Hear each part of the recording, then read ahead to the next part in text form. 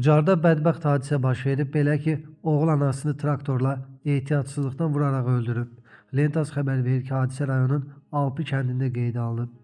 1989-cu il təvəllüdlü Ucar sakini Gündüz Yaqub oğlu Fəxrətov Belarus markalı traktor arxaya verərkən 1959-cu il təvəllüdlü anası Adilə Əkbər qızı Abbasovanı vurub. Ağır xəsarət almış Adilə Abbasova həyatını itirib. Azərbaycan Texniki Universitetinin 1-ci kursunda oxuyan daha bir tələbəsi Məmməd Məmmədov vəfat edib. Doğru Xəbər Azərbaycan bildirir ki, bu barədə universitet məlumat yayıb. Tələbənin qəfl ürək tutmadan öldüyü açıqlanıb. Məlumat üçün qeyd edək ki, ötən gün universitetin daha bir tələbəsi Elnur İslamlı da qəfl həyatını itirmişdi. Allah rəhmət eləsin.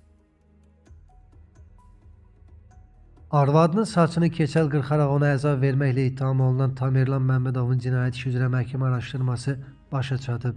Məlumata görə Nərimanov rayon məhkəməsində keçirilən sonuncu iclasda hökm elan olunub. Məhkəmə belə nəticəyə gəlib ki, təqsirləndirilən şəxsə verilmiş ittiham kifayət qədər əsaslıdır və çoxsaylı dəlil sübutlarla təsdiqini tapıb.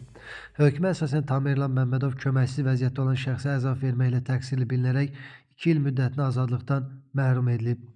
Qeyd edək ki, ötən ilin oktyabrında bir qadın həyat yoldaşı tərəfindən döyülməsi ilə bağlı polisə məlumat daxil olmuşdu. Yayılan görüntüdə kişinin həyat yoldaşının saçını keçəl qırxaraq ona əzab verdiyi əks olunurdu.